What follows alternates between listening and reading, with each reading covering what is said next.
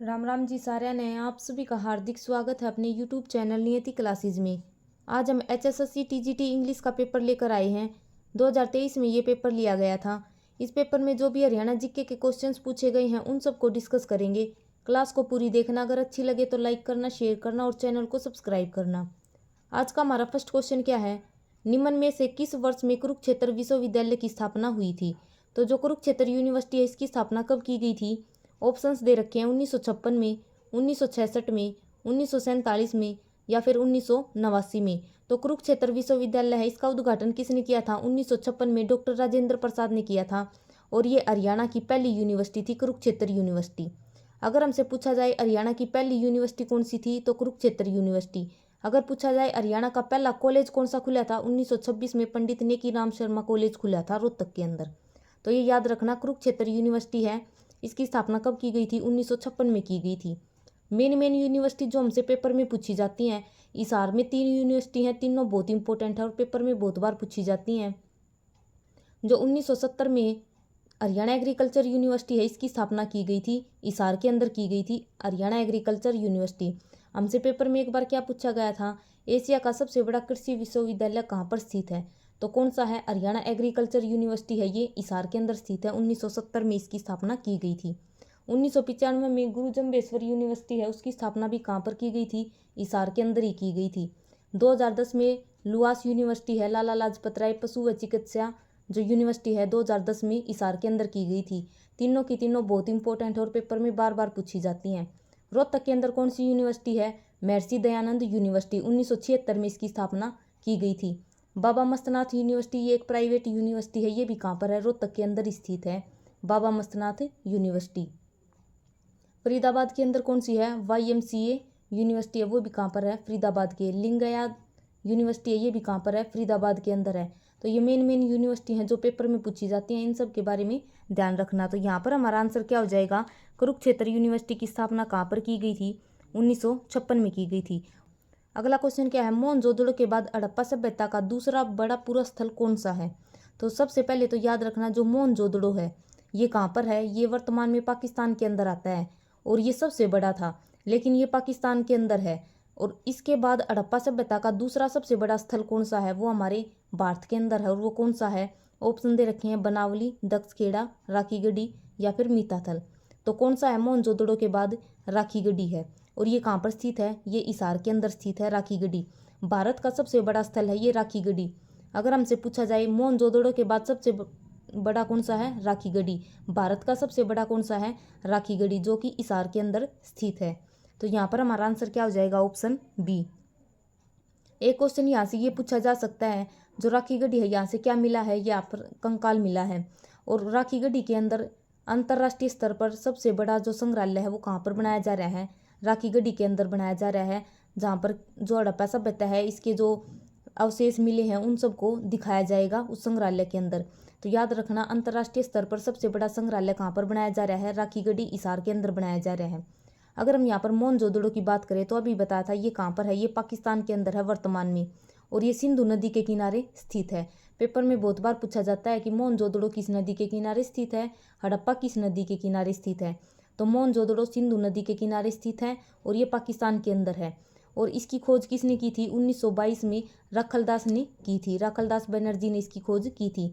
जो हड़प्पा स्थल है ये भी कहाँ पर है, पाकिस्तान के अंदर है और ये रावी नदी के किनारे स्थित है। और इसकी खोज 1921 में की थी, दयाराम साहनी ने इसकी खोज की थी हड़प्पा की। तो याद रखना हड़प्पा सबसे पहला स्थल था। मोहनजोदड़ो यहाँ से जो नर्तक डांस करती हुई जो डांसिंग गर्ल है उसकी इमेज मिली थी यहाँ से। तो याद रखना दूसरा सबसे बड़ा स्थल कौन सा हो जाएगा, राखीगढ़ी। भारत का सबसे बड़ा कौन सा है, राखीगढ़ी। मीठातल कहाँ पर है, भिवानी के अंदर है। और मीठातल से क्या मिले हैं, समुद्रगुप्त के जो सिक्के हैं वे कहाँ से मिल रखे हैं, मीठातल भिवानी से मिले हैं। बनावली कहाँ पर है, फतेहाबाद के अंदर है। तो यहाँ पर हमारा आंसर क्या है, ऑप्शन बी। अगला क्वेश्चन क्या है हमारा, 34 क्वेश्चन है, हरियाणा जीके के क्वेश्चंस करेंगे बस हम। हरियाणा में कर एकत्रित करने वाले साहिबे दीवान को किस कवि ने मुसाहिब कहा था। तो सबसे पहले तो ये याद रखना हरियाणा में जो कर इकट्ठा करते थे उनको क्या बोला जाता था, साहिबे दीवान बोला जाता था। और साहिबे दीवान को कौन से कवि ने मुसाहिब कहा है? तो ऑप्शन दे रखे हैं तुलसीदास ने, सूरदास ने, अमीर खुसरो ने या फिर मीर ने। तो किसने बोला था मुसाहिब? सूरदास ने। अगर हम यहाँ पर सूरदास की बात करें तो सूरदास का जन्म कहाँ पर हुआ था? सूरदास का जन्म सीही गांव फरीदाबाद के अंदर हुआ था। सूरदास की जो रचनाएं हैं पेपर में बार बार पूछी जाती हैं, सूर सागर, सूर सारावली, साहित्य लहरी, तीनों की तीनों रचनाएं किसकी हैं? सूरदास की हैं। और इनका जन्म याद रखना सीही गांव फरीदाबाद के अंदर हुआ था। एक बार एसएससी में ये क्वेश्चन पूछा गया था कि सूरदास किसके समकालीन थे? तो सूरदास अकबर के समकालीन थे। यहाँ पर हमारा आंसर क्या हो जाएगा? Option B.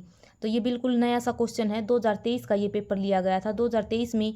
तो उसमें देख लो किस तरह का क्वेश्चन पूछ रखा है। जो भी नया क्वेश्चन आता है उसको कॉपी में नोट जरूर किया करो और बार बार रिवाइज जरूर कराया करो। जो हरियाणा में कर को इकट्ठा करते थे उनको क्या बोला जाता था? साहिब दीवान बोला जाता था। और उनको सूरदास ने क्या बोला है? मुसाहिब बोला है।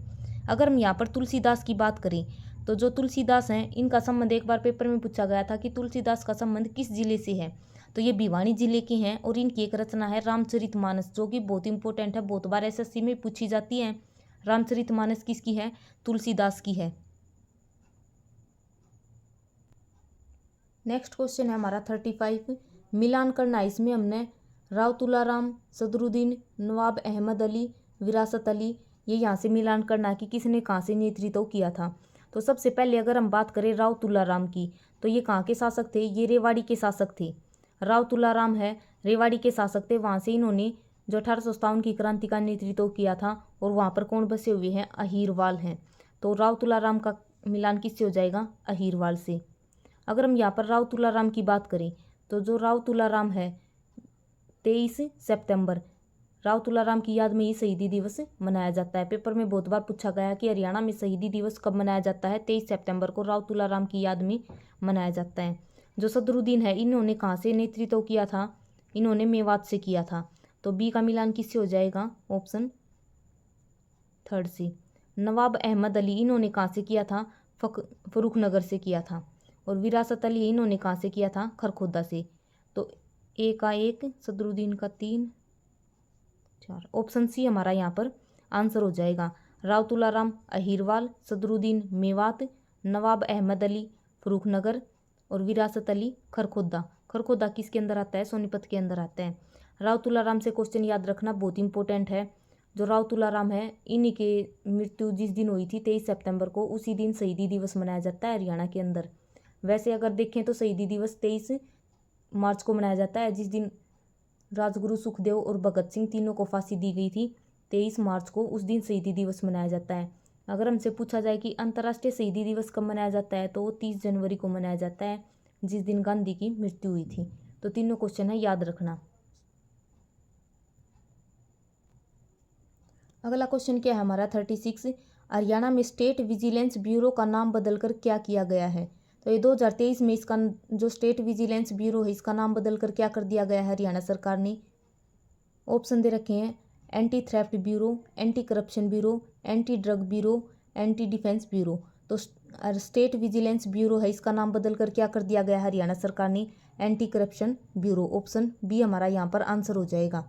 जो स्टेट विजिलेंस ब्यूरो है, जो राज्य सतर्कता ब्यूरो है, इसकी स्थापना कब की गई थी? 1967 में की गई थी।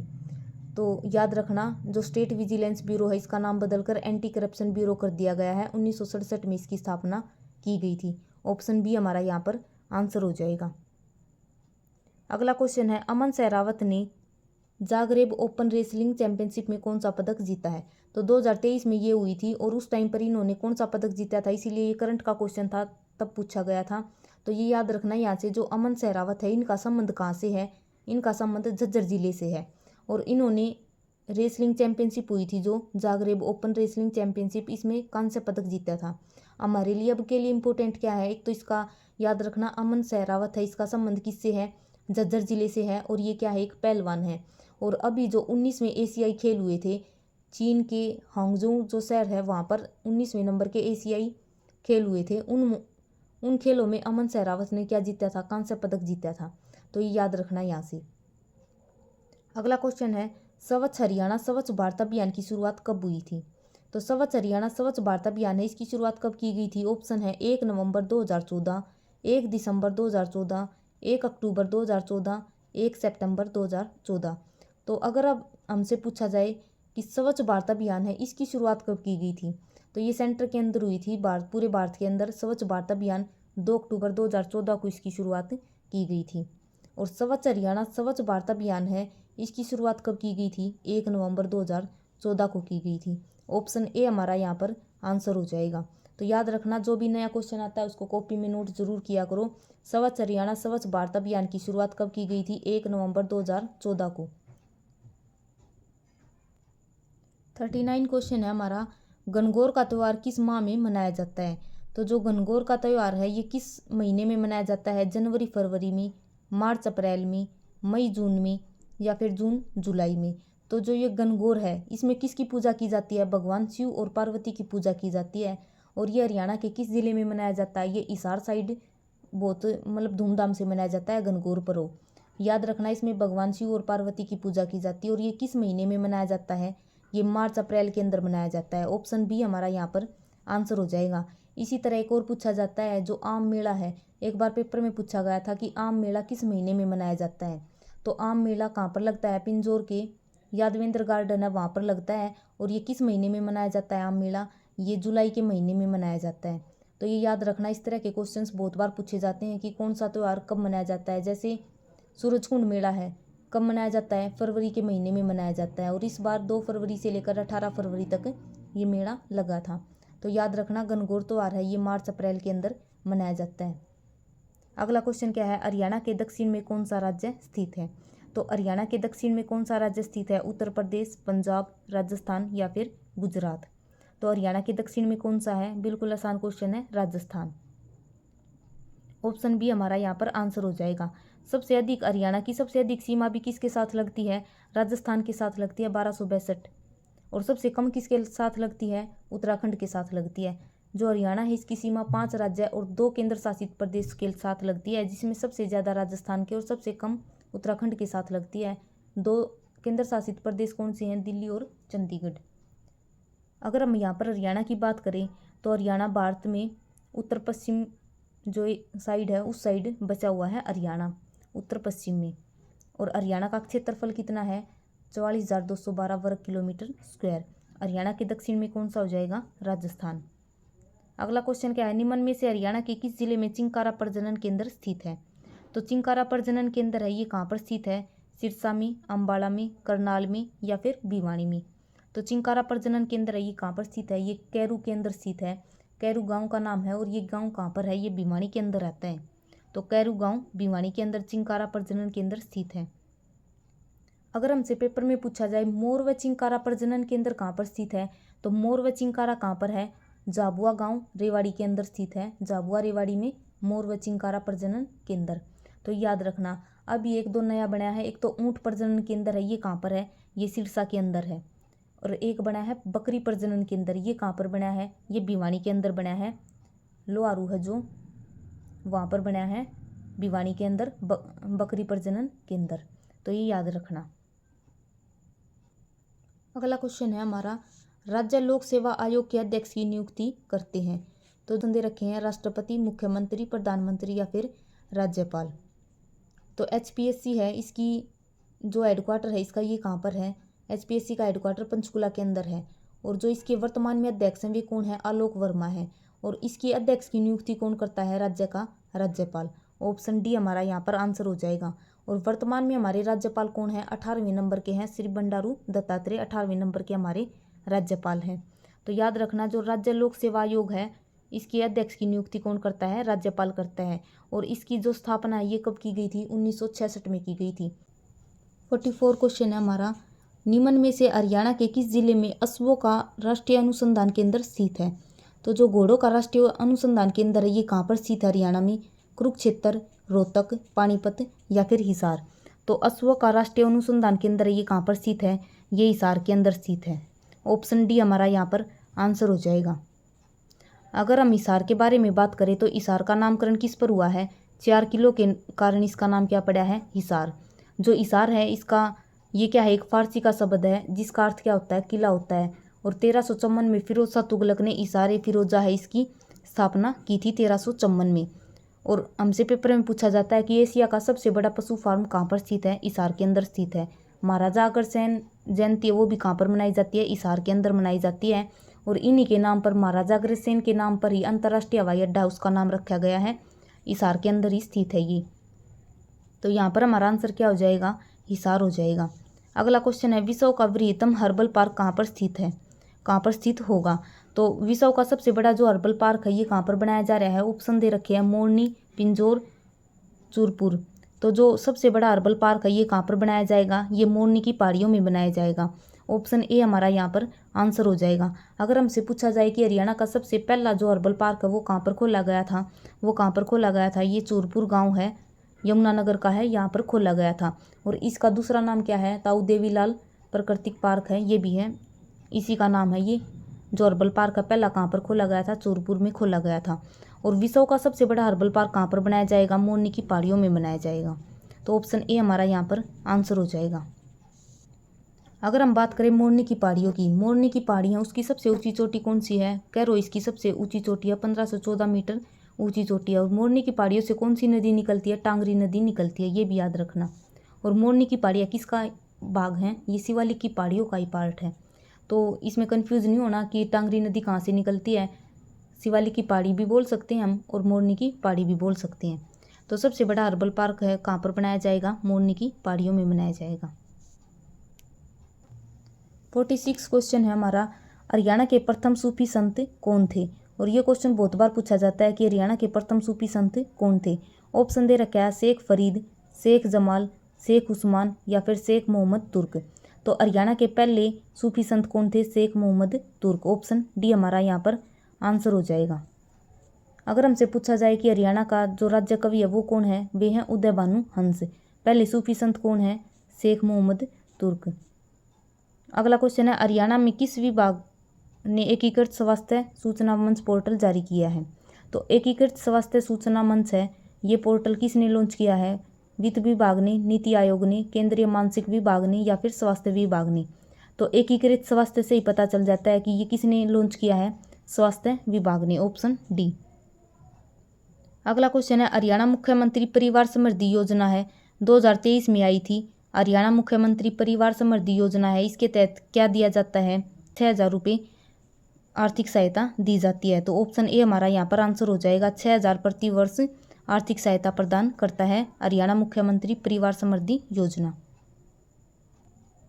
49 क्वेश्चन है हरियाणा सरकार की कल्याण योजना के तहत, जो हरियाणा सरकार ने कल्याण योजना शुरू की थी, इस कल्याण योजना के लिए क्या किया जाता था, वृद्ध और बेसहारा है उनको घर दिया जाता था। ऑप्शन ए हमारा यहाँ पर आंसर हो जाएगा। अगला क्वेश्चन है महाभारत के नकुल दिग्विजय शीर्षक में किस शहर का वर्णन प्राप्त होता है। तो नकुल दिग्विजय है, इसके अंदर किसका वर्णन मिलता है, सिरसा का, फतेहाबाद का, और दो ऑप्शन है, एक रोहतक और एक और कुछ है। तो नकुल दिग्विजय है, इसके अंदर किसका वर्णन मिलता है, हमें रोहतक शहर का वर्णन मिलता है। और एक मज्जी निकाय है, उसके अंदर किसका मिलता है, अग्रवा और रोहतक दोनों का मिलता है। तो याद रखना जो महाभारत का है ये नकुल दिग्विजय, इसके अंदर रोहतक का वर्णन मिलता है।